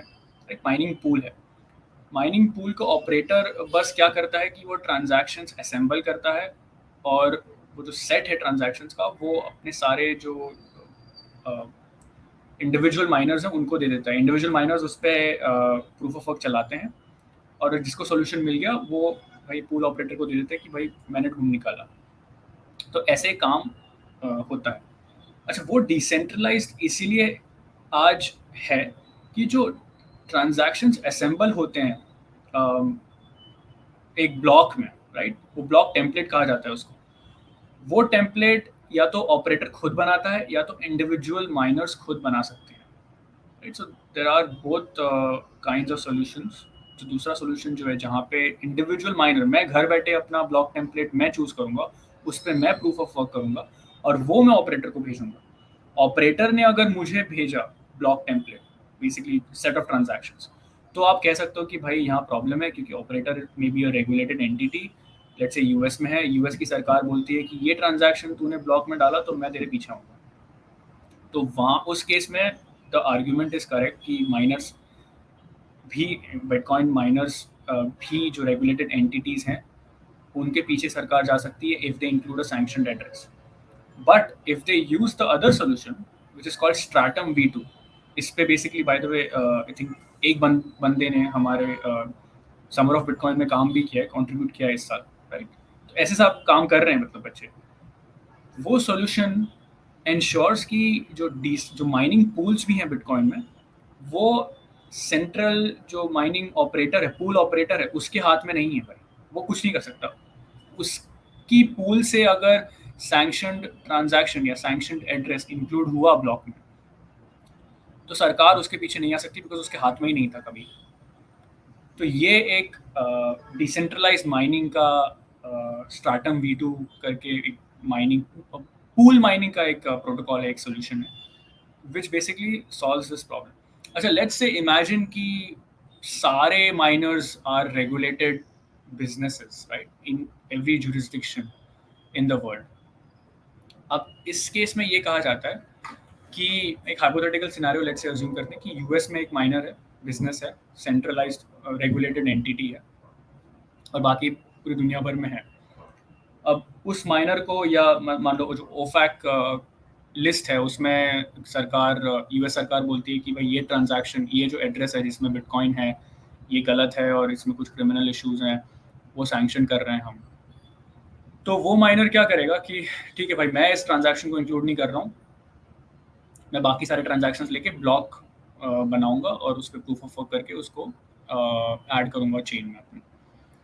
अगर यदि वो ऐसा करता है, ठीक है, तो नुकसान उसी का है क्योंकि बाकी माइनर्स जो है ना बाकी देशों में, वो देखेंगे कि भाई इसने वो नहीं किया, कोई बात नहीं, हमारा तो ऐसा कोई रेगुलेशन है नहीं, हमारा कोई सैंक्शन नहीं है, मैं ईरान में हूँ या मैं चाइना में हूँ या मैं इंडिया में हूँ, मुझे फ़र्क नहीं पड़ता यूएस गवर्नमेंट क्या बोलती है, या मैं अगर यूएस गवर्नमेंट हूँ या यूएस माइनर हूँ, मुझे फ़र्क नहीं पड़ता चाइनीज़ के रेगुलेशंस क्या हैं। तो बाकी सारे माइनर्स तो मतलब उस ट्रांजैक्शंस को सॉल्व कर लेंगे, वो चाहेंगे कि वो ट्रांजैक्शन हमें आए because every transaction has a fee with it, right? वो अपने प्रॉफिट मैक्सिमाइज करेंगे। तो इंसेंटिव ऐसा है कि every minor will actually compete against in different jurisdictions to make as much profit as possible, and the only way to do that is to include as many transactions as possible, and उस sense में वो transactions ले लेगा। अच्छा, की difference क्या है यहाँ पे कि प्रूफ ऑफ स्टेक में ना, जैसे एथेरियम हो गया, उसमें सारे वैलिडेटर्स को इकट्ठा होके हर ब्लॉक पे साइन करना होता है, ठीक है? बिटकॉइन में एक माइनर ने ब्लॉक प्रपोज किया, वो ऐड हुआ, बाकी माइनर्स का कोई लेना देना नहीं है भाई उससे। उसने किया है वो उसका प्रॉब्लम है, उसकी सरकार देखे, हमें कुछ नहीं पता, हम उसके ऊपर बना रहे हैं अपना नया ब्लॉक, और उसमें हो ट्रांजैक्शन ना हो वो हमारी मर्जी है। अगर हम जुरिस्डिक्शन में ऐसे हैं जहाँ पे सरकार कुछ बोलेगी नहीं तो हम ऐड करेंगे, अगर कुछ बोलेगी तो हम ऐड नहीं करेंगे, तो दूसरा माइनर पकड़ लेगा उसको। सो that is the difference. whereas in proof of stake, every single validator organization या entity has to sign on every single block, so they are basically co-culprit। उसके बिना आगे बढ़ेगा ही नहीं सिस्टम, या तो सिस्टम आगे नहीं बढ़ेगा या तो तुम्हारा फंड्स जो है वैलिडेटर का स्लैश होगा अगर तुमने साइन नहीं किया। तो यहाँ पे क्या होता है कि everyone has to coordinate to censor a transaction या stop a transaction, उसमें फिर सेंट्रलाइजेशन आ जाती है। इसलिए बोलते हैं कि प्रूफ ऑफ स्टेक जो सिस्टम है, इट इज एग्जैक्टली और very closely it resembles to the banking and central banking system that we have today। उसमें भी आप सोचो तो वही हो रहा है, सारे सेंट्रल बैंक्स हैं, वो अपना एक लेजर बनाते हैं, वो सारे बैंक्स को देते हैं, अपने कमर्शियल बैंक्स को देते हैं कि भाई हम आपस में रजिस्ट्री मेंटेन करेंगे। हर बैंक का एक रिक्वायरमेंट होता है कि वो सेटिस्फाई करना होता है। अगर आपको बैंक बनना है तो you have to satisfy certain criteria, आपके पास इतने फंड्स होने चाहिए, ये सारे प्रोटेक्शंस होने चाहिए, वेरी सिमिलर टू वैलिडेटर वाले जो क्राइटेरियाज हैं, इतने फंड्स होने चाहिए, ऐसे होने चाहिए, एंड एंड आप बेसिकली एक साथ कोऑर्डिनेट करते हो कि भाई ये ट्रांजैक्शन क्रिमिनल का है, हम इसको रिवर्स कर रहे हैं या हम इसको इंक्लूड नहीं तो करेंगे, सो ऑन। आदि तुम ये कह रहे हो कि बड़ा इंपॉर्टेंट पॉइंट है यहाँ पे, व्हाट यू आर सेइंग कि बेसिकली क्या है कि सपोज करो कि अमेरिका ने कर दिया, ओफैक है अमेरिका में, यूरोपियन यूनियन ने बोल दिया कि कोई भी सैंक्शन ट्रांजैक्शन कोई माइनर नहीं करेगा, तो अमेरिकन माइनर ने बात मान ली, यूरोपियन माइनर ने बात मान ली, ऑस्ट्रेलियन माइनर ने बात मान ली, मैं कहता हूँ जी एशिया में इंडियन माइनर ने बात मान ली, चाइनीज माइनर ने बात मान ली, ईरान माइनर ने बात मान ली, जापान के माइनर ने ये बात मान ली, माननी ही पड़ेगी ना, क्योंकि सपोज करो कि सब जगह से ये एक डायरेक्शन आ गई। अब सपोज करो कि एक बहुत ही अजीबो-गरीब देश है, सपोज नॉर्थ कोरिया, जो कि कहता है कि मैं किसी की नहीं सुनता भाई, ठीक है? तो आर यू सेइंग कि अगर सपोज कल को नॉर्थ कोरिया में कोई माइनर है जो कि किसी का भी नहीं सुनता, और नॉर्थ कोरिया कहता है कि मेरे यहाँ पे miner is free to mine anything, right? तो you are saying that that transaction will get mined, that block get will it will get be mined, है ना? Exactly, it will be included in a क्योंकि block. क्योंकि you are saying कि North Korea के miner के पास incentive होगा उसको करने का, और टू मैक्सिमाइज देयर इंसेंटिव, तो वो उसको माइन कर ले जाएंगे। या कल को कोई और देश है, सपोज वेनेजुएला है, या कल को वियतनाम है, जो कहता है कि नहीं, या क्यूबा है, क्यूबा है, वो रशिया कहता है को कि ले लो। नहीं, रशिया रशिया कहता है कि मैं अमेरिका की सैंक्शन मेरे ऊपर थोड़ी ना अप्लाई हुई। बड़ा अच्छा एग्जांपल दिया इनफैक्ट तुमने, बहुत अच्छा एग्जांपल दिया कि रशिया ने बोला कि भाई अमेरिका का सैंक्शन होगा, उसके सैंक्शन मेरे यहाँ पे माइनर माइनर क्यों इफेक्ट करेंगे, तो my miners are free to mine anything. तो यू आर सीइंग कि पूरी दुनिया में कभी भी ऐसा तो हो नहीं सकता कि अमेरिका ने अगर किसी चीज पे सैंक्शन लगाया तो पूरी दुनिया उसको फॉलो करेगी, ठीक है? तो ये तो हो गया बिटकॉइन का, बिटकॉइन का तो समझ में आ रहा है।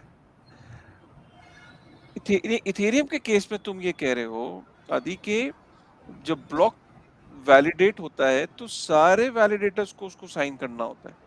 तो इवन इफ किसी एक वैलिडेटर ने, रशिया में कोई इथेरियम का वैलिडेटर है, और उसने अगर ब्लॉक को वैलिडेट करने की ठान भी ली कि मैं ब्लॉक को वैलिडेट कर रहा हूं जिसके अंदर सैंक्शन ट्रांजैक्शन है, तो भी वो कर नहीं पाएगा क्योंकि सारे वैलिडेटर साइन नहीं करेंगे। Is that what you are saying?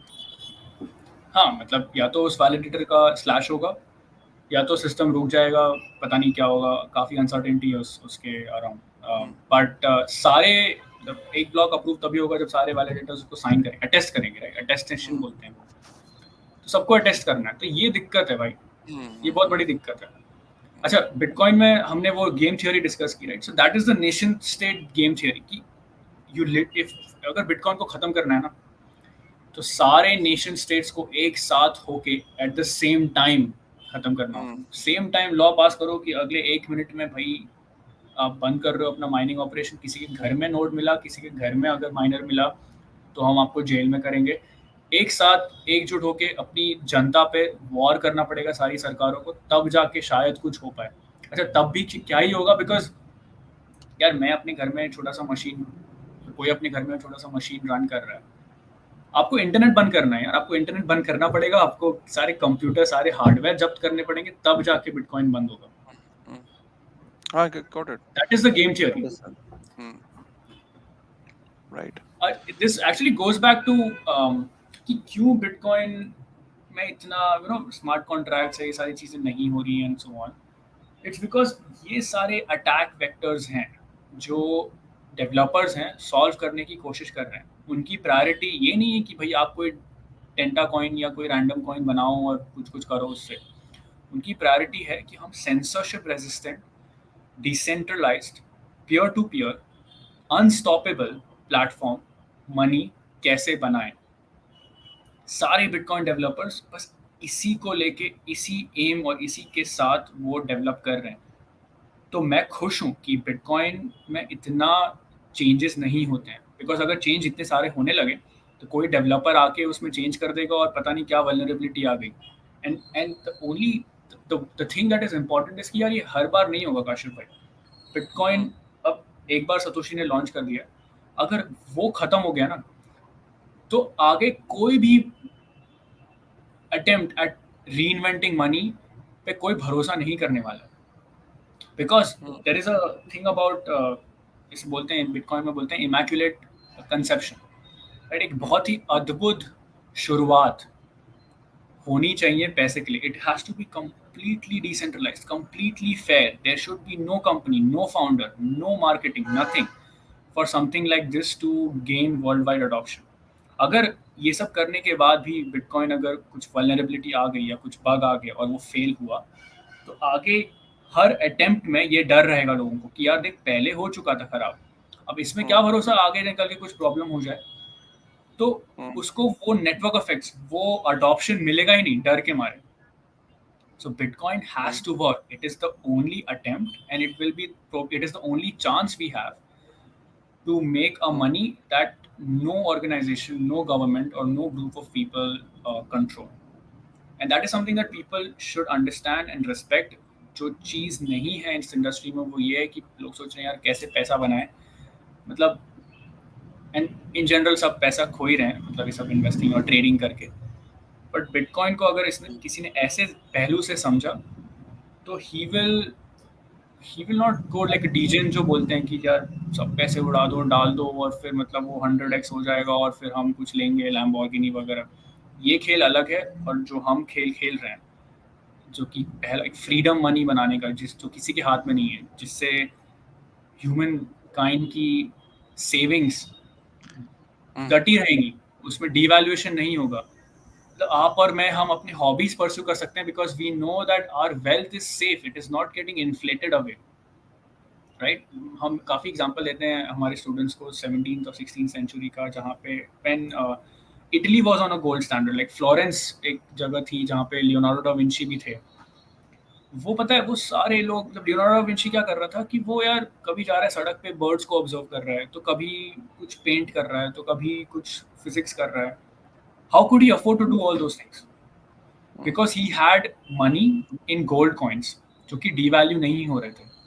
So when you have a money that is deflationary, जो devalue नहीं हो सकता, then it allows you, it gives you the freedom. आपके पास अगर बहुत सारा पैसा है, तो आप छुट्टी लोगे, आप पेंटिंग करोगे यार, आप गजल सुनोगे, आप कुछ साइंस डिस्कवरी करोगे, मतलब पेड़ के नीचे, एप्पल की ट्री के नीचे हुँ, बैठ के ग्रेविटी इन्वेंट करोगे. ये सारी चीजें you can do. So that is what today we are losing out on. हमको यार 9 to 9 जॉब करना पड़ रहा है. एक टाइम पे 9 to 5 हुआ करता था, अभी 9 to 9 हो रहा है. कुछ केसेस में 24/7 चल रहा है, बिकॉज हमारे पैसे खत्म होते जा रहे हैं, उनकी वैल्यू खत्म होती जा रही है, और हमें और चाहिए, बिकॉज ह्यूमन डिजायर्स इनफाइनाइट है भाई. हमें और चाहिए और हुँ, चाहिए, हमारे पैसे की वैल्यू खत्म हो रही है. तो हम काम पे काम, घोड़े के घोड़े जैसे, मतलब चलते जा रहे हैं, भागते जा रहे हैं, भागते जा रहे हैं. That's the problem that Bitcoin is trying to solve. And इतने सारे अटैक वेक्टर्स हैं, right? Ultimate attack vector is basically वही जो फियाट फियाट सिस्टम है हमारा. ये सारी चीज़ों को ध्यान में रख के डेवलपमेंट करना है प्रोटोकॉल में. That is why Bitcoin does not have any smart contracts. Smart contracts से bugs आते हैं, bugs से इतने सारे funds और इतने सारे vulnerabilities आती हैं protocols में. That is why जो Bitcoin में जो smart contract की philosophy है, that is different. Bitcoin में ऐसा राइट, है कि आप चीज़ें रन मत करो. जैसे एथीरियम में क्या है, अगर आप एथीरियम नोड रन करते हो ना, तो दुनिया के किसी भी कोने में किसी ने रैंडम सा स्मार्ट कॉन्ट्रैक्ट लिखा हो ना, आपको उसको रन करना है भाई, आपके नोड को रन करना पड़ेगा स्मार्ट कॉन्ट्रैक्ट को. ये डिसेंट्रलाइजेशन की कहानी जो है वो कही जा रही है एथीरियम या बाकी सारे ब्लॉकचेन्स में, जहाँ पे every single node has to run every single smart contract that every single person writes in the history of mankind. वो स्केलेबल नहीं है यार. इसीलिए तो आपके जो लेयर 2 सॉल्यूशंस आ रहे हैं कि भाई बेस लेयर पे ये सब नहीं हो सकता, तो लेयर 2 सॉल्यूशंस लाओ. लेयर 2 सॉल्यूशंस की अपनी कहानी है भाई, वो भी कंपनी है, उन्हें पैसा कमाना है, तो वो टोकन्स बेच रहे हैं, तो टोकन से तो बेसिकली पैसे आएंगे. बिटकॉइन का लेयर 2 का क्या सीन है? हम्म. सो जो लाइटनिंग नेटवर्क है, that is actually a smart hmm, contract in bitcoin. Bitcoin की स्मार्ट कॉन्ट्रैक्ट फिलॉसफी ये कहती है कि बेस लेयर पे हम कंप्यूटेशन नहीं करेंगे. हम बेस लेयर पे कंप्यूटेशन इसलिए नहीं करेंगे क्योंकि जो बेस लेयर पे चीज़ें होती हैं वो नोड करता है, और हुँ, हम चाहते हैं कि नोड्स जो हैं वो कोई भी चला सके. रास्पबेरी पाई ले ले, उसमें चला ले, अपने फ़ोन पे चला ले, और वो इजीली वेरीफाई कर पाए सारे ट्रांजैक्शंस सही हैं, जो हमने टाइम की बात की थी वो सही है, कि बाकी में प्रूफ ऑफ वर्क से एक बंदे ने मतलब टाइम और एनर्जी स्पेंड करके एक बंदे ने ब्लॉक क्रिएट किया है तो हम उसको रिवॉर्ड करेंगे और ट्रांजैक्शन सारे सही। सो ये सारी चीज़ें, so verification is the most important thing. तो बेस लेयर पे वो कहता है कि हम सिर्फ वेरीफाई करेंगे, हम कोई कंप्यूट नहीं करेंगे, हम चाहते नहीं कि नोड्स हमारे रैंडम प्रोग्राम्स रन करें या कुछ कुछ करें। तो वो कहते हैं कि आप हायर लेयर्स पे कंप्यूट करो या ऑफ चेन कंप्यूट करो और उसको वेरीफाई आप बेस लेयर पे करो। So there's this whole the development philosophy in Bitcoin is on the base layer we only verify, सारे computation है वो आप off the chain करोगे। बाकी सारे जो L1 जो ब्लॉक चेन्स हैं उनमें क्या हो रहा है कि कंप्यूटेशन बेसिकली वो बेस लेयर पे कर रहे थे पहले, तो स्केलेबल नहीं हुआ। इथेरियम के साथ देखा हमने, सोलाना के साथ देख रहे हैं, तो वो L2 पे जा रहे हैं, L3 पे जा रहे हैं। अच्छा, बिटकॉइन पे आपने L2 का सवाल पूछा था। So lightning network is one single smart contract on the bitcoin base layer, जिससे हम peer to peer instantaneous micro payments कर सकते हैं without trusting, again without any trusted third party. So Lightning Network is one such smart contract, and there are other proposals for such small contracts, जैसे covenants हैं। So you should, किसी को अगर जानना है कि बिटकॉइन में क्या हो रहा है, right, so the only source today is I think the bitcoin developer mailing list. वहाँ पे ये सारे फ्यूचरिस्टिक चीज़ें डिस्कस हो रही हैं कि हम कोवेनेंट्स कैसे करें। कोवेनेंट्स आर बेसिकली जो बिटकॉइन इकोसिस्टम में हम स्मार्ट कॉन्ट्रैक्ट्स इनको बोलते हैं, हम उनको कोवेनेंट्स बोलते हैं। And covenants has a very specific definition, because smart contract का बहुत आर्बिट्ररी और बहुत ही एक स्कैमी डेफिनेशन हो गया है, राइट, बहुत ही मतलब वो एक हाइप जैसा बन गया है। कोवेनेंट्स बेसिकली कहता है कंडीशनल पेमेंट्स, कि कुछ इवेंट हुआ दुनिया में, जैसे कोई ओरेकल है या कुछ हुआ है, कहीं से हमें डेटा मिला है इंडिपेंडेंटली, उसके बेसिस पे हम कुछ कंडीशनल पेमेंट्स करें। या इन जनरल जैसे 10 लोग हैं, 10 लोग में से मान लो 8 लोग इतने अमाउंट के ऊपर, अगर आपको एक अमाउंट के ऊपर स्पेंड करना है अपने बिटकॉइन एड्रेस से, और वो एड्रेस 10 लोग कंपनी में होल्ड करते हैं, तो 8 मिनिमम 8 लोगों का या 7 लोगों का या वट एवर आप स्पेसिफाई कर सकते हो कि किन कंडीशंस में, किन सिनारियोज में कितने फंड्स आप एक एड्रेस से दूसरे एड्रेस पे ट्रांसफर कर सकते हो। ऐसे सारे जो छोटी छोटी बिटकॉइन को क्या कहा जाता है, प्रोग्रामेबल मनी, राइट। सो कैसे आप मनी को प्रोग्राम कर सकते हो, ये सारी चीज़ें इन द पाइपलाइन है। एंड वो नेसेसरीली स्लो चल रही है, बिकॉज यार जैसे हमने देखा कि एक भी कोई भी छोटी चीज़ अगर गड़बड़ हो गई तो ख़त्म, फिर से मौका नहीं मिलेगा भाई डिसेंट्रलाइज मनी बनाने का। तो ये राइट, सारे प्रोपोजल्स एब्सोल्युटली, चल रहे हैं, they will take their own time. That's why Bitcoin move slowly, it is a feature and not a bug. Right. With this thought, I think आदि 1 घंटा 12 मिनट हो गए and we have covered almost all the topics in detail, but ये पक्का हो गया है कि अगले कुछ एपिसोड्स के बाद फिर से we will try and invite you and have a discussion and we'll try and call you frequently. जब भी कोई बिटकॉइन के ऊपर कोई लेटेस्ट डेवलपमेंट होगी तो will definitely bring you once again, not just once twice, and I'm sure कि audience को भी बहुत अच्छा लगा होगा। अगर आपको आज का डिस्कशन कैसा लगा प्लीज कमेंट करके जरूर बताइए कि do you want Adi Shankara to be back again. तो आदि जाने से पहले यार मैं ये समझना चाहता हूँ कि if you have to you know अगर कोई डेवलपर कोई सुन रहा है या कोई इंजीनियरिंग स्टूडेंट सुन रहा है या कोई करियर बनाना चाहता है बिटकॉइन ओनली स्पेस में, तो उसको कैसे शुरुआत करनी चाहिए और समर ऑफ बिटकॉइन कैसे हेल्प कर सकता है? Sure. So summer of bitcoin university students के लिए है। एंड प्रीटी सून हमारा हम जो ऑलरेडी जॉब्स में हैं या जो ग्रेजुएट हो चुके हैं उनके लिए भी एक कोर्स या करिकुलम या प्रोग्राम लेकर आ रहे हैं in the next couple of months, may be early next year. But for now if a university student जो कंप्यूटर साइंस पढ़ रहा है किसी कॉलेज में, दुनिया में कहीं भी, if they want to participate they can apply to our summer internship program, or we will basically guide them on their Bitcoin development journey and get them a job in the industry or whatever career they want to pursue in the Bitcoin industry. अगर आप एक normal developer हो जो शायद big tech में हो या in general कहीं भी हो और आपको बिटकॉइन में काम करना है, बिटकॉइन प्रोटोकॉल पे आपको कंट्रीब्यूट करना है, सो काफ़ी सारे पहलू हैं बिटकॉइन इकोसिस्टम। एक तो प्रोटोकॉल इटसेल्फ है जहाँ पे you are required to have some experience, और जो काफ़ी लंबी जर्नी होती है। But if you want to do that then those people, the Bitcoin core developers, are very highly valued in the industry. That is also a great career option. um, उसके लिए उसके resources हमारी website पे भी हैं. You can go to the student guide जहाँ पे we have some curriculum जहाँ पे you can start from the basics. काफ़ी बुक्स हैं, काफ़ी आर्टिकल्स हैं, वीडियोस हैं जो आप पढ़ के you can get to a state जहाँ पे आप डिसाइड कर सकते हो कि मुझे इस पे काम करना है या इस पे काम करना है. सो एक प्रोटोकॉल हुआ. Then lightning network is another beautiful ecosystem that is developing around micro payments. At the end of the day, Bitcoin kya hai? It's money, right? And we are trying to reinvent the entire financial infrastructure on the Bitcoin standard. तो आप as a developer, as a founder, as an entrepreneur, आप लगा लीजिए कि वो financial infrastructure को reinvent करने में क्या क्या पीसेस बनने पड़ेंगे बिटकॉइन में. And you can contribute to that thing. You can start a company around it और a product around it, around around contributing or building for this new financial infrastructure on the Bitcoin standard. So I will not give any ideas because obviously, like, the sky is the limit, right? This is a whole new world that we are building. राइट। So मैं अपनी audience के लिए क्या करूंगा कि description पे summer of Bitcoin का लिंक है, वहां पे जाके आप जो भी आदि शंकर ने जो चीजें बताई उसको आप जाके एक्सप्लोर कर सकते हो। और टाइम टू टाइम हम आदि को बुलाते रहेंगे, कोई भी लेटेस्ट डेवलपमेंट है उसमें आपको will continue to update you. And Adi, thank you very much for your knowledge and for your information. Very soon we'll get you, in some other episode with some other development on Bitcoin, hopefully. Absolutely. Thank you so much, Kashif bhai. मुझे आपके show पे बुलाने के लिए. Thank you, Adi bhai. Thank you.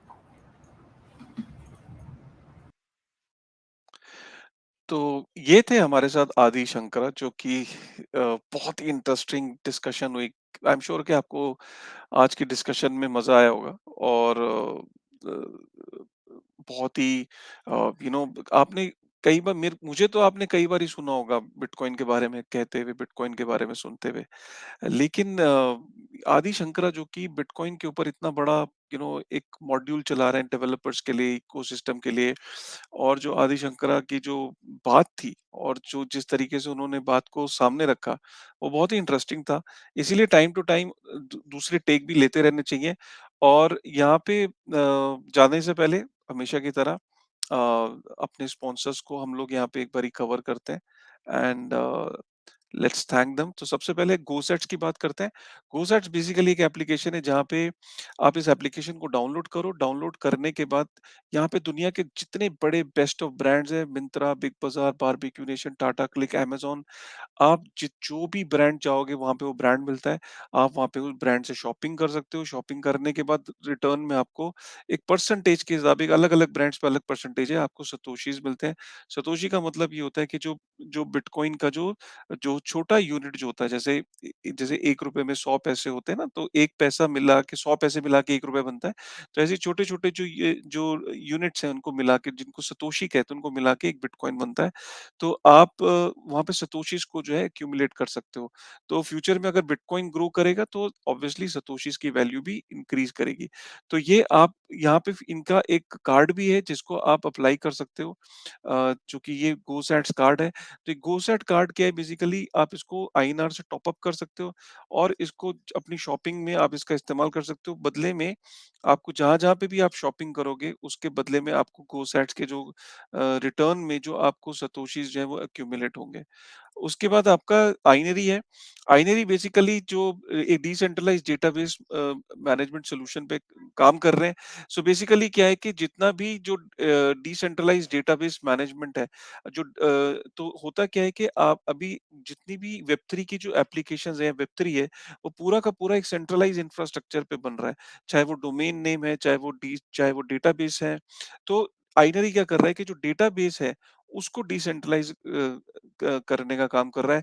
आइनरी एक एक basically blockchain भी है इसकी, जो कि बहुत जल्दी आप उस पे देखेंगे। जो डेटाबेस मैनेजमेंट है वो उसको ब्लॉकचेन पे ये लेके आ रहे हैं। इसको हमने एक वीडियो के अंदर कवर किया था जिसमें जो इसके फाउंडर है जो मिस्टर नवीन, उनके साथ हमने एक इंटरव्यू किया था। उसको मैं डिस्क्रिप्शन में उसका लिंक डाल दूंगा। और फ्यूचर में भी हम इनको टाइम टू टाइम इनके यहाँ से जो रिप्रेजेंटेटिव है उनको कवर करते रहेंगे।